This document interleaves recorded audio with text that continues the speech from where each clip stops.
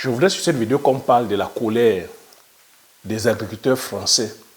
Je dirais de la colère des agriculteurs occidentaux, hein, parce que tout a commencé en Hollande. Hein, et présentement, c'est-à-dire qu'en Allemagne aussi, que les agriculteurs sont en train de gréver depuis un mois. On réclame leurs droits. Voilà. Les agriculteurs se plaignent qu'ils veulent vivre de façon décente. Ils veulent vivre de leur métier parce que c'est de ça qu'il s'agit. C'est ça qu'on va développer. Et cette fois-ci, c'est en France. Les agriculteurs français sont en train de faire le blocus. Ils sont en colère, qui n'arrivent plus à joindre les deux bouts et qui ne vivent pas de leur métier. Tu vois que c'est ce que je dénonce sur cette chaîne depuis la création de la chaîne. En t'interpellant à chaque fois de pouvoir bien réfléchir avant de choisir ton modèle agricole.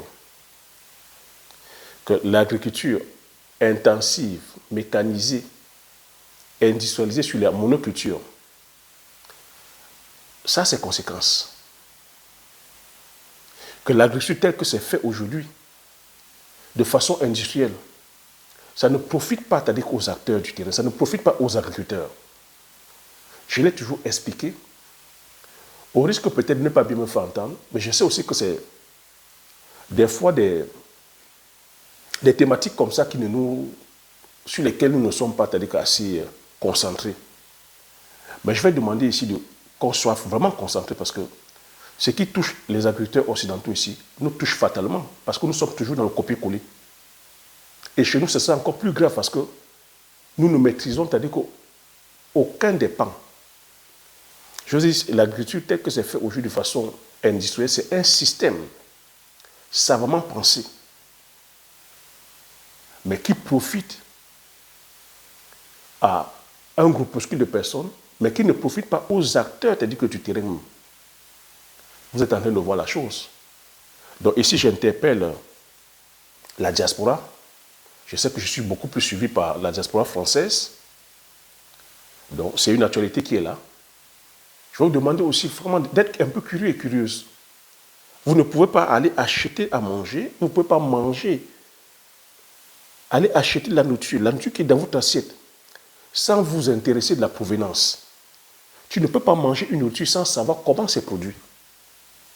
Aujourd'hui, tu as la possibilité de te déplacer, aller même en province, voir les plantations, poser les questions, aller voir des éleveurs, poser les questions, comment c'est produit. Dans ta région, tu peux te balader, voir les plantations. Il est aberrant de manger déjà ce que tu ne sais pas comment c'est produit, tu ne connais pas la provenance. Pire encore, de vouloir aller investir ou de vouloir aller entreprendre dans le domaine agricole sans connaître les tenants et les aboutissants. Je vois des erreurs que vous faites encore.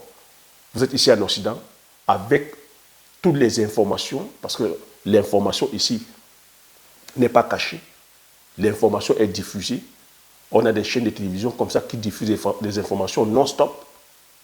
On a via les réseaux sociaux, Internet, des informations sont là. On a des livres, il y a des publications, il y a des bibliothèques. Donc, on ne peut pas vivre en Occident et dire qu'on n'a pas l'information. Mais je vais accorder le bénéfice du doute à ceux qui sont en Afrique. Parce qu'en Afrique, il y a beaucoup de contraintes. Ils ne connaissent pas les réalités que nous vivons ici. Il y a beaucoup de manquements, manque d'infrastructures, manque de réseau Internet. Beaucoup n'ont pas la data pour pouvoir justement avoir ces informations. Même quand on a la data, on n'a pas l'énergie. Ils n'ont pas des fois les moyens pour pouvoir charger ces datas-là. La documentation, ils n'ont pas accès à la documentation. Beaucoup sont des ingénieurs qui ont fait des études agronomiques, qui ne connaissent même pas certaines spéculations. Certains n'ont même pas vu des plantations. Quand on parle des fermes, des plantations à 300, 400, 500, 1000 hectares de céréales n'ont jamais vu. Mais vous voulez aller, vous les confiez des fois des chantiers pour qu'ils vous fassent des spéculations. Quand on parle des produits phytosanitaires, ils ne connaissent pas la réglementation, parce que c'est de tout ça qu'il est question. Vous allez les confier les chantiers et vous voulez être compétitif par rapport aux agriculteurs occidentaux. Pour moi, c'est marcher sur la tête. Donc, depuis la création de cette chaîne, je vous interpelle là-dessus. Vous voyez que moi, à chaque fois que je dis mes choses, ça se vérifie. Je suis agriculteur, producteur. Je connais les réalités sur le terrain et je connais la réalité des agriculteurs et des éleveurs occidentaux. Je vous l'ai répété à plusieurs fois. L'agriculture, c'est-à-dire que ce n'est pas les algorithmes YouTube qui font de nous les agriculteurs. On est agriculteur parce qu'on a la main sur la terre. Parce qu'on est en symbiose avec la biodiversité. Parce qu'on respecte le paysage. Parce qu'on respecte le bien-être animal. Parce qu'on respecte le bien-être du consommateur. Parce qu'on veut produire les aliments de qualité. Parce qu'on veut aussi vivre décemment. On veut vivre de son métier. Moi, je ne suis pas venu sur YouTube par rapport au nombre de vues. Je vous ai toujours dit ça. Et je vous ai toujours dit que l'agriculture, ce n'est pas le nombre d'abonnés. Vous voyez que je suis cohérent dans tout ce que je dis. À l'heure où je suis en train de vous parler, les agriculteurs français sont en train de gréver, mais malheureusement, on nous apprend ce matin la mort d'une agricultrice. Et il y a une voiture qui a foncé, c'est-à-dire que sur le barrage, en Ariège, en province, et qui a causé la mort d'une agricultrice. Voilà, la manifestation commence par un drame. Donc voilà des personnes qui sont là à réclamer leurs droits, qui veulent, justement, qui ne veulent que vivre de leur métier, sur le fait qu'ils soient en train de venir réclamer leurs droits, commencent à trouver la mort. Donc, c'est une situation qui est très tendue. On ne sait pas comment ça va se solder. J'ai dit en Allemagne, déjà, ils sont là, ils grèvent depuis plus d'un mois. Donc, qu'est-ce que les agriculteurs occidentaux réclament en fait? Pourquoi que nous sommes dans cette situation? Il faudra comprendre. Je vous ai dit, nous sommes dans cette situation parce que, au sortir de la Deuxième Guerre mondiale, tout était à refaire. Il fallait nourrir la population. Les gens avaient faim. Mais il faut comprendre qu'avant la Deuxième Guerre mondiale, ou avant la guerre, l'agriculture qu'on pratiquait, c'était une agriculture agro-silvo-pastorale.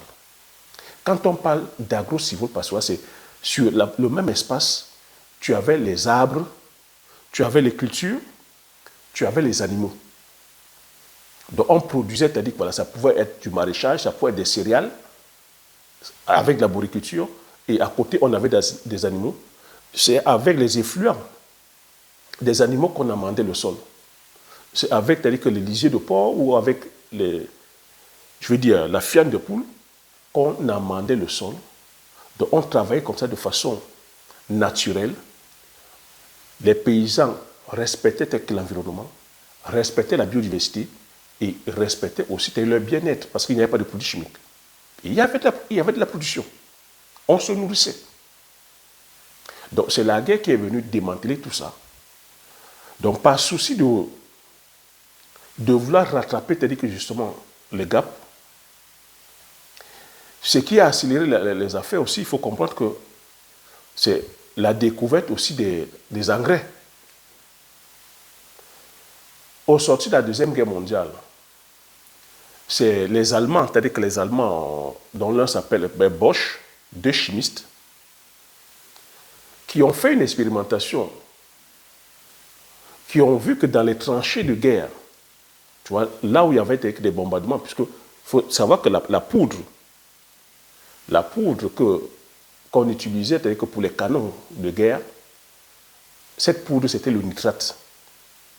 Et le nitrate ici c'est l'azote. Donc là où il y avait beaucoup plus de bombardements, c'est-à-dire que dans les tranchées, les chimistes ont constaté qu'il y avait de la verdure qui poussait. Il y avait beaucoup de verdure, de végétation. Donc voilà comment ils ont déduit que c'est le nitrate, c'est ce nitrate-là qui, justement, boostait, c'est-à-dire que la levée, c'est-à-dire que des plantes. Ils sont allés au laboratoire, concocter maintenant, tu vois, ce qu'on a comme nitrate. Voilà la venue de l'engrais chimique. Ayant constaté ce succès, on a fait un plan Marshall. L'Europe a fait un plan Marshall où ils ont fait des démantèlements. Tu vois, partout, je t'ai dit au départ qu'ils avaient commencé par une agriculture agro-silvopastorale. ils ont démantelé les choses, ils ont abattu les arbres pour pouvoir justement permettre aux tracteurs, parce qu'il faut aussi comprendre que pour pouvoir permettre aux tracteurs tels que de fonctionner, ils ont lancé un plan Marshall où il fallait maintenant produire de façon intensive et industrielle. Et il y a aussi justement la révolution industrielle enclenchée par les Anglais, fabrication de tracteurs. Il faut comprendre qu'avant, on produisait qu'avec la charrue. Donc on attelait une charrue que sur les vaches et on labourait. Cette technique-là était bonne. Pourquoi? Parce qu'elle n'agressait pas le sol. Avec la révolution industrielle, fabrication, on arrive à pouvoir justement transformer le fer, la métallurgie, la sidérurgie, on a commencé à fabriquer les tracteurs. Donc ce qui fait que ça booste, ça a accéléré la production agricole. Donc là où on travaillait avec la charrue, on leur a donné des tracteurs. On a donné des engrais.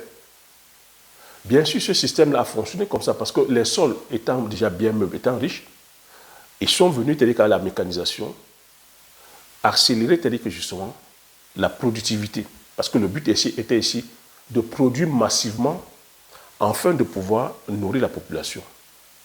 Donc l'Union européenne a mis les choses en marche, après a garanti la production. L'Union européenne garantissait la production des producteurs, excusez ma tautologie.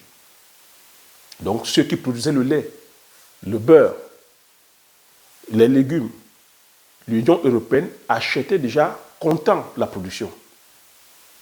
Donc lorsque tu produisais, tu étais sûr que ta production était déjà achetée. Ce qui rassurait les producteurs. Mais ce système a tourné comme ça pendant près de 10 ans. Après, l'Union européenne a constaté que ils tournaient à perte parce que quand ils achetaient le beurre en masse, ils stockaient, il y avait énormément d'invendus. Ils ont donc changé la philosophie. Ils ont dit qu'ils allaient commencer à subventionner maintenant par rapport à la superficie. Donc en mettant maintenant qu'on subventionne par rapport à la superficie, voilà ce qui vient créer la dérive là maintenant. Voilà le départ de tous les problèmes. Parce que plus tu as de la superficie maintenant, plus on te subventionne. Et dans ce problème de subvention, tu vois qu'on met maintenant les normes. Parce que lorsqu'on te demande maintenant d'aller produire de façon chimique, de façon mécanisée, avec de l'irrigation, c'est les normes qu'on crée. Donc tu vois que depuis plus de 50 ans, les agriculteurs sont aujourd'hui malmenés par les normes. Malmenés par les normes de leur pays, malmenés par les normes européennes. Tu vois que dans tous ces produits chimiques que je cite là, certaines molécules ont été aujourd'hui déclassées parce qu'après analyse, on a constaté que certaines molécules étaient cancérigènes. Dans un pays comme la France, elle qui veut imposer, c'est-à-dire que, voilà, qui veut s'imposer par une agriculture respectueuse de l'environnement, a à peu près plus de 50 molécules qu'elle a éliminées, c'est-à-dire voilà, sur son sol agricole. Mais ce qui n'est pas le cas, par exemple, chez les Roumains. Ce qui ne sera pas le cas, par exemple, au Brésil. Je ne sais pas si tu vois un peu la concurrence déloyale. Parce qu'en même temps, on est dans un marché de libre-échange. Donc, les agriculteurs français ou occidentaux se retrouvent avec énormément de normes. Tu dois respecter les normes européennes, tu dois en même temps respecter les normes françaises, et en même temps, tu dois être en plantation. À quel moment tu travailles? Derrière toi, derrière l'agriculteur ou l'éleveur, tu auras un contrôleur voilà, de l'Union européenne, un contrôleur voilà, français. Ça peut être sur les normes phytosanitaires, ça peut être sur les eaux, ça peut être sur les animaux, parce que tu as aussi certains qui viennent contrôler le bien-être animal. Tu vois que tu es comme ça, une seule personne est comme ça, je veux dire, acculée par les normes, acculée par la paperasse. La personne travaille à quel temps? Et quand tu ne respectes pas ça, tu as des pénalités. Donc ça, voilà un point, les normes. L'autre point aussi, dont les agriculteurs revendiquent, c'est les prix. Je dis ça ici à chaque fois, que les agriculteurs occidentaux ne s'en sortent pas, parce qu'ils n'ont pas le contrôle sur les prix. Les prix sont dictés ici par les grands groupes agro-industriels de la transformation. Donc, ils achètent la matière première, ils viennent transformer. Donc, tout ce qui est Auchan, Carrefour, Leclerc, Lidl, tous les grands groupes agroalimentaires, ce sont eux qui viennent se tailler la part de lion. Donc, tu vois que, prendre déjà une exploitation, ce n'est pas donné. Ils commencent avec des crédits de plus de 2 millions d'euros. Ils s'endettent à plus de 30 ans. Et lorsqu'ils vont produire, ils n'ont pas le contrôle sur les prix. C'est les grands groupes agro-industriels qui prennent la part de lion. Et tu vois, chaque année, ils affichent des bénéfices à hauteur de milliards. Et au jour où je vous parle, on a plusieurs agriculteurs qui n'arrivent même pas à se tirer un salaire. Tous ceux qui sont dans les céréales, tous ceux qui sont dans les produits laitiers, bien qu'ils aient des superficies de 200, 300, 400 hectares, ils n'arrivent pas à se tirer un salaire. Tout au contraire, ils continuent à s'endetter. Je vous ai répété ici à chaque fois que tous les 2 jours, un agriculteur occidental se suicide. C'est un fait. Et vous êtes en train de voir ça en plein jour. Je vous invite à suivre, à vous informer. Ce que je suis en train de vous dire, allez faire vos recherches, vos propres recherches, et venez mettre les commentaires. Si c'est contradictoire, venez mettre les commentaires sur cette vidéo. Depuis 3 ans, je vous interpelle là-dessus. Voilà l'affaire qui est en train d'imploser devant nos yeux. Devant nos yeux. Les agriculteurs occidentaux ici, ce qu'ils gagnent par an, on en a ça aussi entre 30 000 euros et 70 000 euros. Quand tu sais que tu t'es endetté à plus de 2 millions d'euros, dis-moi, comment tu vas faire pouvoir rembourser ce crédit-là? Mais quand on te dit que 30 000 euros, c'est parce que quand ils sont en couple, un des conjoints travaille à l'extérieur. C'est pour ça que c'est la somme des deux couples qui donne 30 000 euros. Pourtant, c'est des personnes qui travaillent comme ça, H24, qui n'ont pas de vie, qui passent leur temps à travailler pour pouvoir justement nourrir la population, mais qui ne vivent pas de leur métier. Moi, c'est là où j'insiste. Donc, vous voyez que là, ce que je partage avec vous depuis, mon problème n'est pas le tracteur. La plupart d'entre vous, certains sont là, disent que non, il faudrait qu'on ait les tracteurs, que l'agriculture en Afrique est encore archaïque parce qu'on n'a pas de tracteurs. Moi, la question que je pose ici, on est plus focalisé sur la production ou est-ce qu'on s'occupe, est-ce qu'on s'intéresse de la vie des personnes qui produisent? Est-ce que vous vous questionnez comment vivent ces agriculteurs? Les agriculteurs ici en Occident n'ont pas de vie. Beaucoup finissent célibataires. Beaucoup finissent, je veux dire, dans la solitude. Les familles ne veulent pas, des fois les enfants ne veulent pas reprendre l'activité parce que c'est contraignant et c'est tellement coûteux. Les parents croulent dans les dettes. Comme si ça ne suffisait pas. Tu vois que ce qui vient encore détruire l'agriculture, c'est, comme je vous ai dit, c'est cette agriculture de profit. Les grandes multinationales s'y sont mêlées.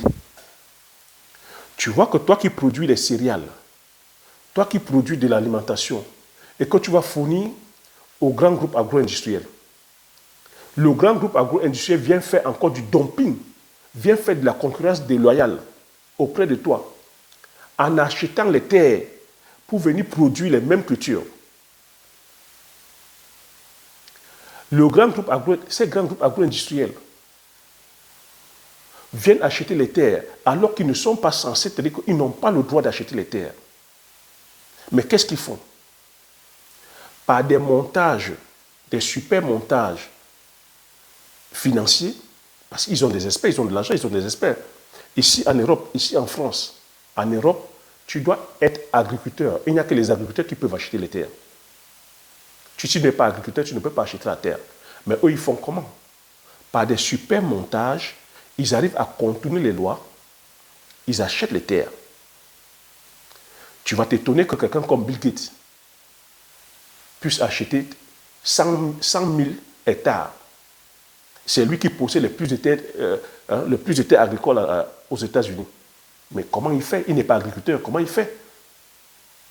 Tu vas t'étonner qu'aujourd'hui, on a des banques comme le Crédit Agricole qui possèdent énormément des milliers d'hectares.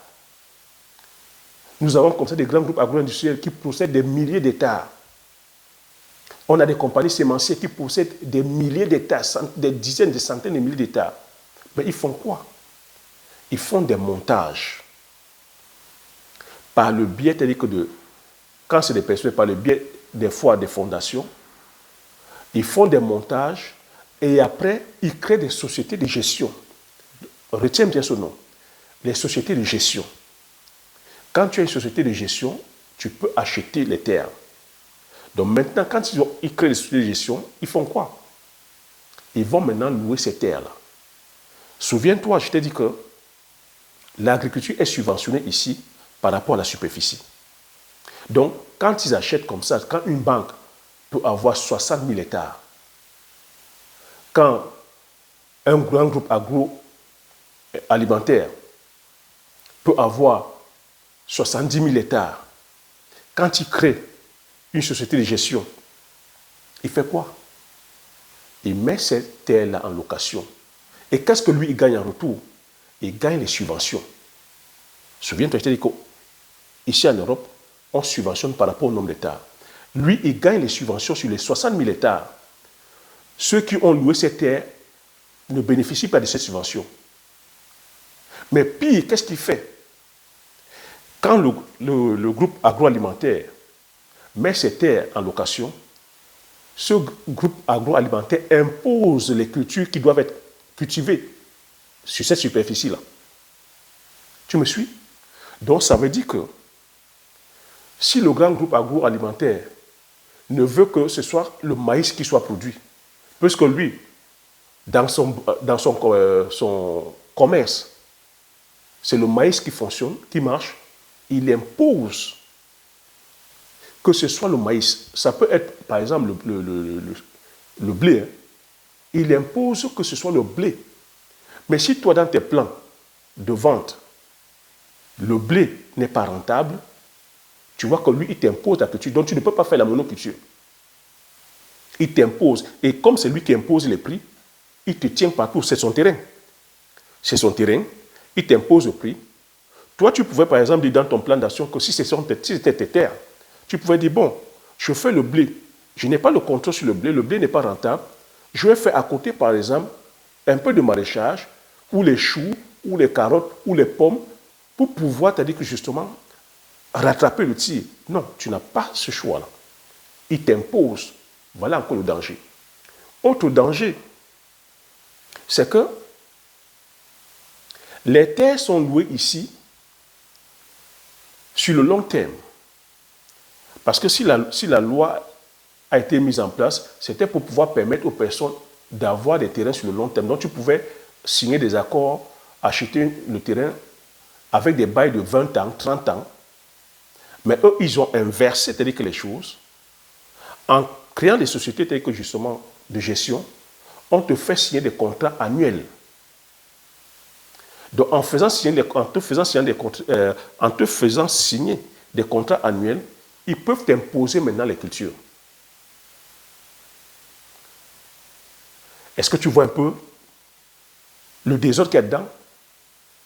Mais qu'est-ce qui peut faire en sorte que ce soit, c'est-à-dire que faisable? Ça se fait parce qu'ils ont des longs bras. Ça se fait parce qu'ils sont costauds. Ça se fait parce que ce sont des multimillionnaires, des multimilliardaires qui viennent comme ça détruire l'agriculture paysanne, qui viennent détruire l'agriculture familiale. C'est pour ça qu'il y a des slogans aujourd'hui. Agrandis-toi, sinon tu disparais. Et ça pousse à ce que les personnes continuent à augmenter les surfaces plantables au détriment de leurs bénéfices. Parce que plus tu augmentes les surfaces plantables, plus tu vas aller vers la mécanisation. Plus tu vas aller vers la mécanisation, plus tu vas augmenter les charges. Et derrière, tu n'as pas le contrôle sur le prix, tu ne t'en sors pas. Et comme tu ne t'en sors pas, tu déposes bilan. Chaque année, tu as dit voilà. C'est comme ça qu'on fait pour perdre des agriculteurs.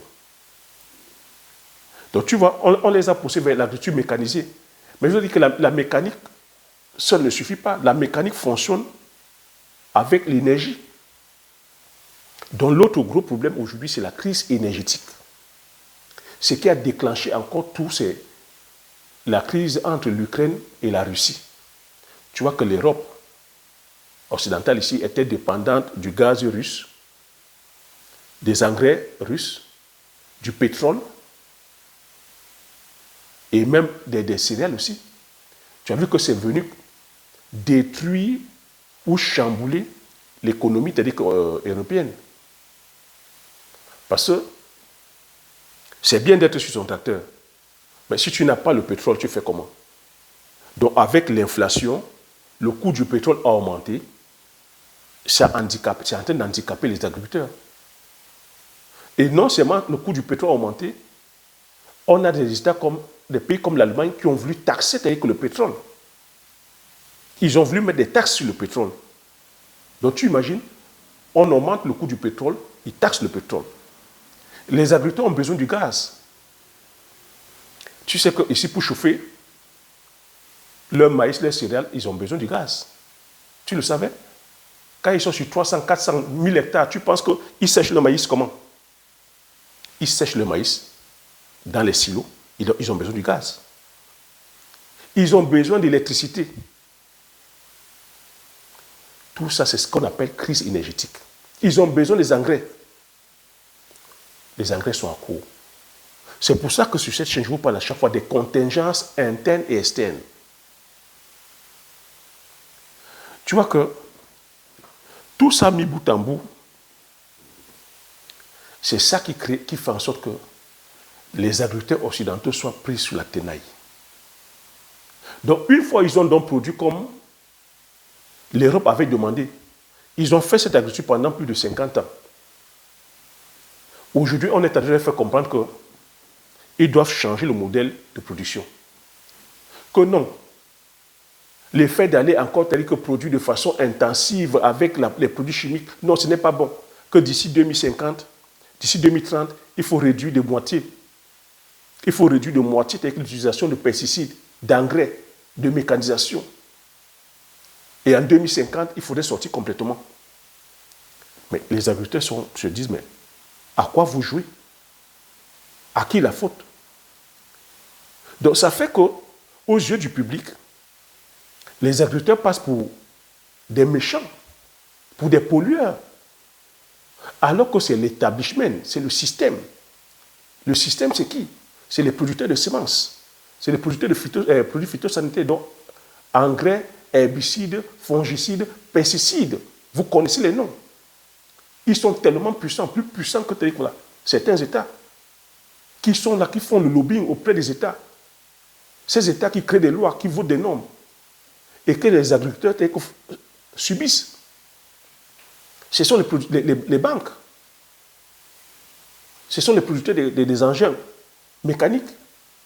Ce sont, c'est-à-dire que les grands groupes agroalimentaires. Derrière ça, le producteur n'est qu'un pion. Et aujourd'hui, on vient faire comprendre à l'agriculteur que, bon, il faut partir de ça. Il y a 50 ans, on leur parlait de la production, de la productivité. Aujourd'hui, on leur demande de lever le pied. Mais quand l'agriculteur occidental lève dans le pied, parce que c'est les normes. Mais en levant le pied, en utilisant moins les engrais, c'est la production qui va baisser, puisque sa production était basée sur les engrais chimiques. En utilisant moins les pesticides, ben, pour lui, c'est la qualité qui baisse. Mais là où le bas baisse, c'est que, comme nous sommes dans un monde de libre-échange, l'agriculteur français observe ça. Mais est-ce que l'agriculteur espagnol observe? Parce que les normes françaises ne sont pas pareilles que les normes espagnoles. Est-ce que tu comprends un peu? L'agriculteur, le maraîcher espagnol, lui, il est en train de pomper les engrais, pomper les produits phytosanitaires pour pouvoir produire plus. Alors que l'agriculteur français, observant les normes françaises, a levé le pied sur plusieurs molécules, sur plusieurs produits chimiques. Mais comme nous sommes dans un monde de libre-échange, c'est l'Union européenne, il faut que les produits espagnols entrent en France. Ça vient faire du dumping donc, sur les produits alimentaires françaises, respectant les normes. On marche dans quoi? Je ne sais pas si tu comprends un peu. Donc ça fait du dumping. Le même dumping que les Brésiliens qui ne respectent rien du tout. Les Brésiliens n'ont pas les mêmes normes que les Européens. Les Brésiliens n'ont pas les mêmes normes que les Français. Les Brésiliens produisent encore les semences OGM. Alors qu'à l'Union européenne, l'OGM est interdit. Les Brésiliens, eux, ils utilisent des produits à donf, puisque leurs normes, leur réglementation ne les interdit pas ça. Ils viennent faire du dumping donc, sur les produits européens. C'est de ça qu'il s'agit.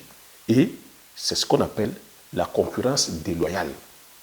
Parce que comme eux vont produire en masse, ici, on a demandé aux agriculteurs européens, français en particulier, de lever le pied sur les engrais, la production va baisser et les autres vont faire du dumping.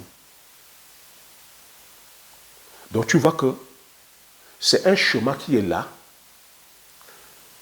dont, quand je vous parle à chaque fois du système, c'est vraiment pensé par les multimilliardaires, ceux qui détiennent le game. Je vous parle à chaque fois de détenir le game. Les semences, les produits phytosanitaires, la mécanisation, la banque, les grands groupes agroalimentaires, c'est les mêmes personnes. C'est les mêmes qui sont actionnaires dans tous ces systèmes-là. Et maintenant, les pions, c'est les producteurs et les consommateurs. Vous avez peut-être me demandé que mais les États dans tout ça, pourquoi ils ne peuvent pas créer des lois? Je vous ai dit que le système que je viens de citer là, ils sont plus puissants que les États. C'est un lobbying qui est hyper puissant. Ce sont eux qui mettent, ce sont eux qui financent, c'est-à-dire voilà, les politiques. Et derrière les politiques se retrouvent incapables de pouvoir légiférer. Est-ce que vous trouvez normal que les agriculteurs ne puissent pas vivre décemment que de leur labeur? Est-ce que vous trouvez normal que la personne qui produit ne puisse pas vivre décemment de son labeur? C'est celui qui va prendre, aller packager, aller transformer, qui gagne 10 fois le prix. Voilà la situation.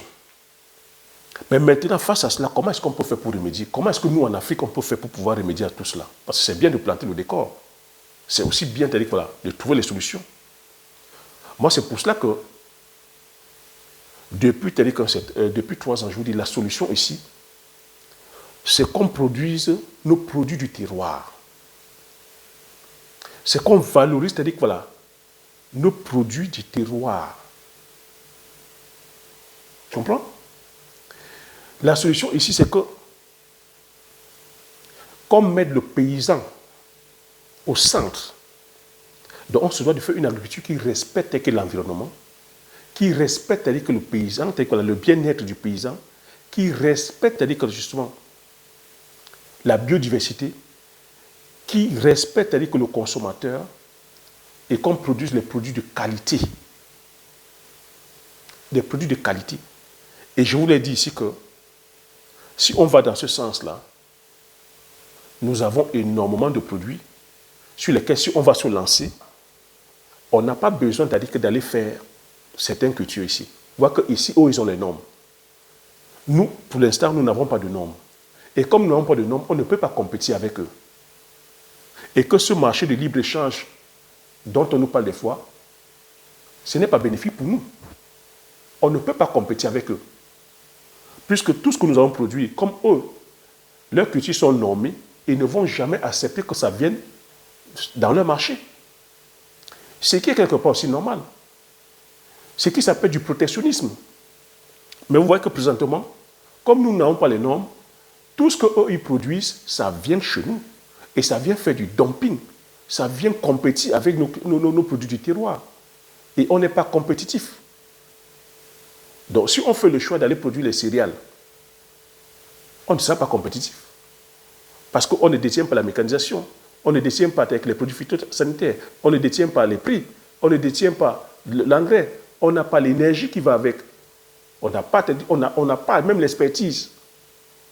Donc que si on se lance là-dedans, on devient des pions. Et nous dame. Et c'est comme ça qu'ils pourront faire venir dans leurs produits pour venir nous faire du dumping. Pour venir nous faire du dumping. Donc, j'ai dit la solution ici, c'est de produire nos produits terroirs. La solution ici, c'est de viser l'excellence, de créer nous-mêmes nos propres normes. On se doit de créer nos normes. En Afrique, on se doit de créer nos normes. Il est hors de question, il est aberrant que les autres créent des normes. Nous, on n'a pas de normes. Eux, ils peuvent faire rentrer les produits chez nous, mais nous, on ne peut pas faire rentrer les produits chez eux parce qu'eux, ils ont des normes. On se doit de créer des labels. On se doit aujourd'hui, si on veut valoriser nos produits, d'avoir des labels, comme les appellations d'origine contrôlée, les appellations d'origine protégée, les IGP, donc de protéger nos sols. C'est ça qui apporte encore la plus-value. Parce qu'en faisant ça, c'est une manière aussi très stratégique de faire du protectionnisme. Parce que comme nous-mêmes, nous allons pouvoir donner nos normes, nous allons labelliser, nous aurons des sols classés. Donc ça veut dire qu'on pourra travailler selon des cahiers de charges. C'est pour cela qu'une culture comme le poivre de Penja, tu vois, le poivre de Penja est classé IGP. Donc indication géographique protégée. Donc ça veut dire que c'est une zone bien délimitée dans le Mungo qui a ce label-là de pouvoir produire ce poivre d'exception. Et c'est comme ça qu'on se doit d'aller. On se doit d'avoir le contrôle sur nos prix. Oui, on se doit d'avoir le contrôle sur les prix. Donc, aller produire ce que nous consommons déjà nous-mêmes, ce qui n'est pas produit par les Occidentaux, nous avons le contrôle. Mais surtout aussi, on se doit de passer à la phase de transformation. Donc, ça veut dire qu'il ne faudrait plus qu'on vende nos matières premières brutes. On se doit de les transformer afin de pouvoir apporter la plus-value. En parlant de normes, j'insiste sur la norme, parce que si on n'insiste pas sur la norme, tu vois que, comme nous sommes dans un monde de rapport de force, à chaque fois, on sera sujet au chantage. Parce que si on va produire, par exemple, des céréales, il suffit que sur le plan géopolitique, on ne soit pas d'accord, et c'est même déjà arrivé, on ne soit pas d'accord, on ne soit pas aligné sur leur position, ils vont sortir des sanctions tout de suite. L'Union européenne va dire, ben, on ne commande plus vos produits, on ne prend plus vos produits, parce que vos produits ne respectent pas les normes environnementales, par exemple. Ah, parce que vous avez déforesté, par exemple, on ne prend pas.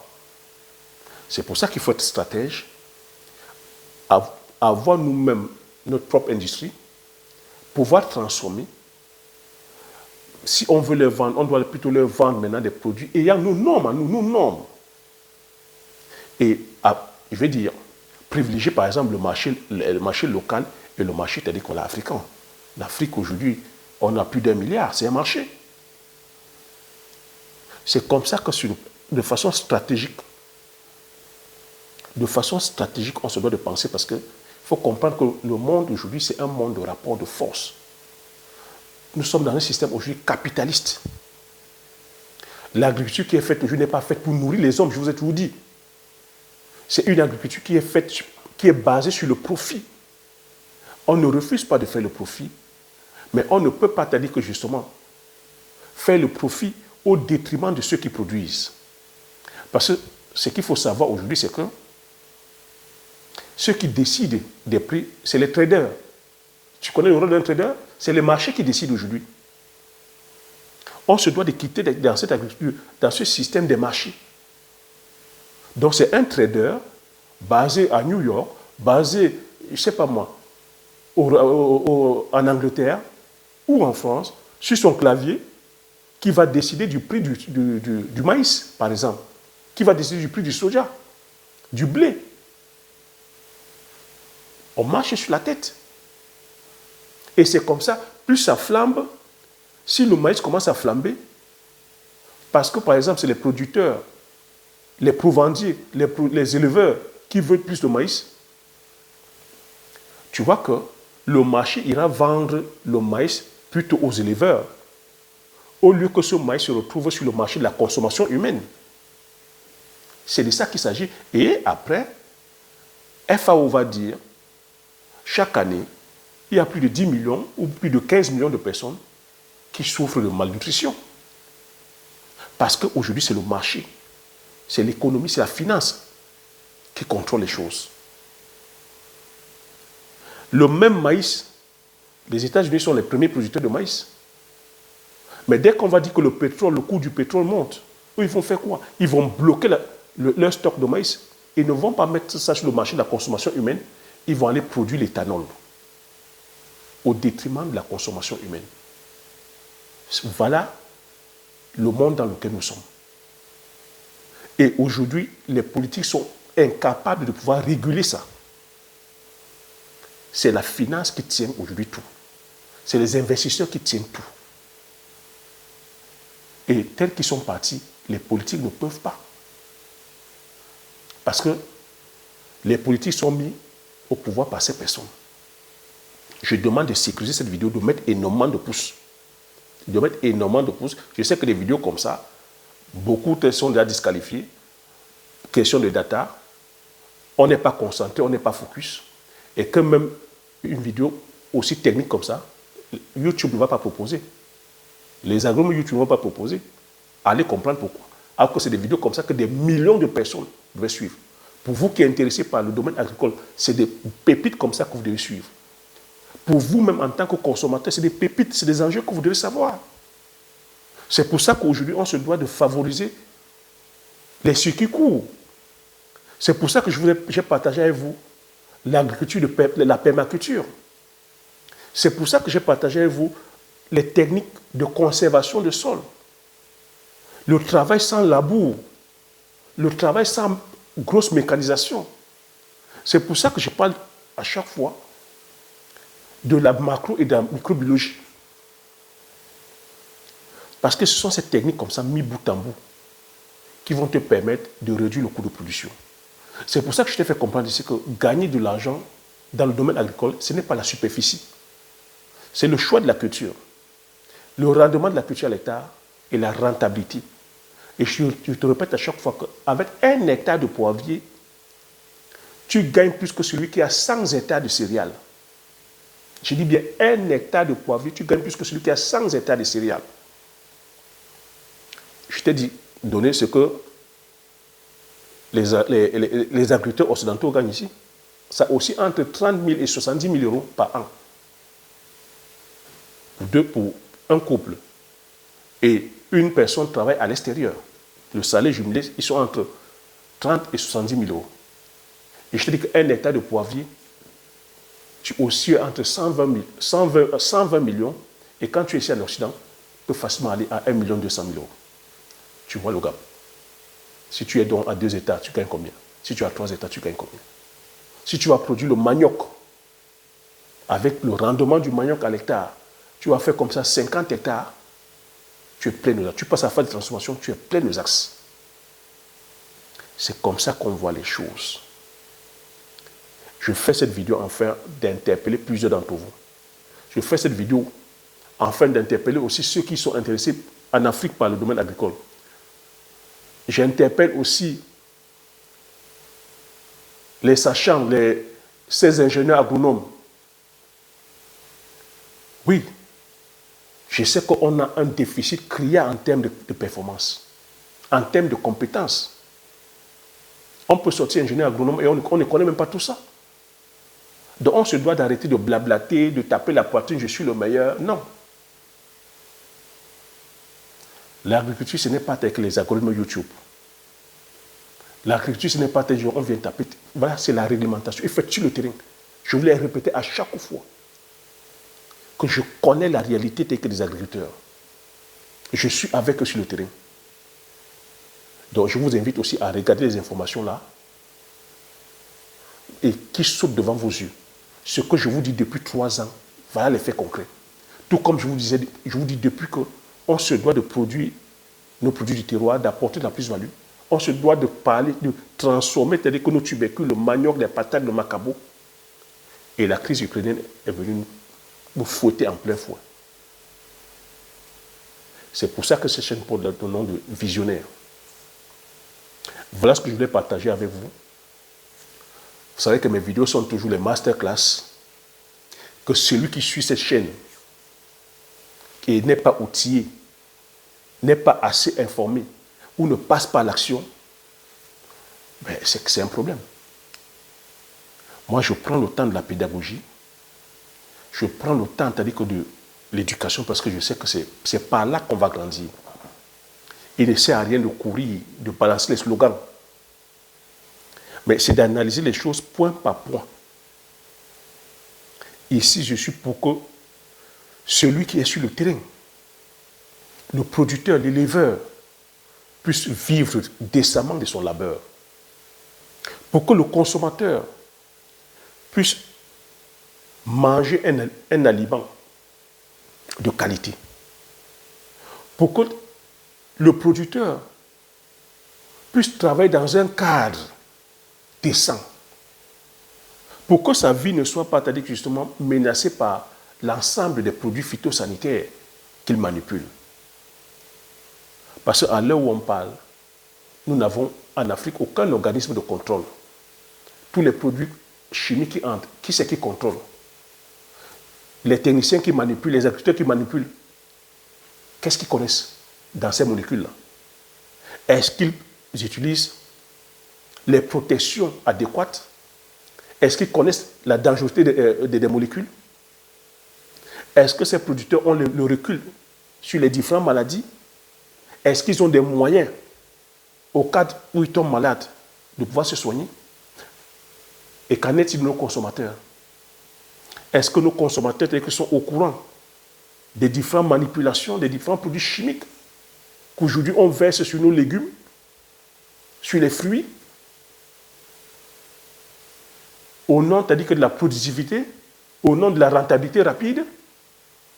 Tu vas aller acheter un produit et tomber malade. Si on va déceler des maladies comme le cancer,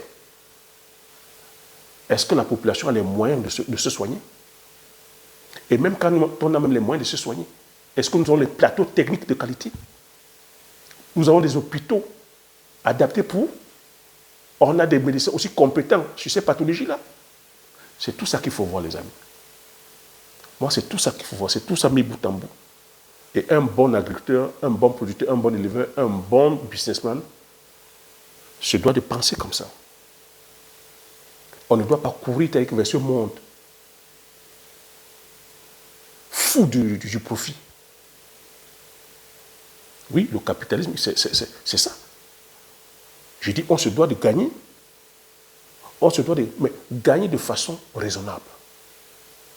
Gagner pas au détriment, c'est-à-dire que justement, de l'environnement, de la biodiversité et même de la population. Voilà le plaidoyer, voilà ce que je voulais partager concernant la situation qui est en train de... La colère des agriculteurs français, la colère des agriculteurs européens. Et cette colère-là est en train de monter crescendo parce que là, à l'heure où je parle, il y a déjà un décès, il y a déjà un mort. Donc, qu'est-ce que ça va donner? Je pense que la colère va seulement encore monter crescendo.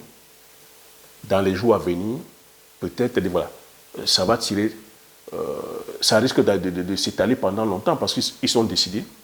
Tant que le Premier ministre ne va pas justement apporter des solutions claires et concrètes par rapport à la situation, même le salon de l'agriculture qui sera bientôt ouvert, ben, on va vivre, c'est-à-dire que justement des blocages, des manifestations. jusqu'à ce qu'on apporte des solutions claires et concrètes à les situations. Donc, c'est ce que je voulais partager avec vous. Nous sommes aussi, voilà, agriculteurs, nous sommes concernés par ces problématiques-là. Donc, on se doit de s'intéresser parce que ce qui les arrive va fatalement aussi nous arriver. Et comment est-ce qu'on peut... quels sont les enseignements et les leçons qu'on peut tirer? Voilà ce que j'ai mis sur la table. J'attends aussi, je vous attends dans les commentaires. Donnez-moi votre avis. Est-ce que vous trouvez aussi logique, normal que ceux qui produisent, que les agriculteurs et les éleveurs ne puissent pas vivre décemment, c'est-à-dire que de leur labeur? Est-ce que vous trouvez normal que ce soit toujours les mêmes qui tirent profit et que, au nom aujourd'hui de la transition écologique, que ce soit les agriculteurs et les éleveurs qui soient pointés du doigt comme les méchants loups, alors que ceux qui produisent tous ces produits-là, tous ceux qui créent les lois, c'est les mêmes qui viennent encore indexer, c'est-à-dire que ceux qui ont imposé ces lois-là, ces normes-là. Donc, à un moment donné, il va falloir que les vrais responsables assument, prennent leurs responsabilités et qu'à un moment donné, qu'on évite de jeter en pâture, de pointer toujours du doigt l'agriculteur ou l'éleveur comme, je veux dire, le méchant. Les agriculteurs et les éleveurs suivent la réglementation. Donc, donne-moi ton avis dans les commentaires. Donne-moi ton avis. Je me ferai le plaisir de le lire et ça pourra aussi édifier la communauté. Mets le pouce. Abonne-toi si tu n'es pas encore abonné. Comme j'ai coutume à dire, l'information c'est la connaissance la richesse. Une fois que tu as ces informations, tu appliques tes stratégies et tu passes l'action massivement afin d'impacter ta vie et impacter la vie de tous ceux qui t'entourent. Sur ce, je te dis merci. À la prochaine vidéo. Ciao.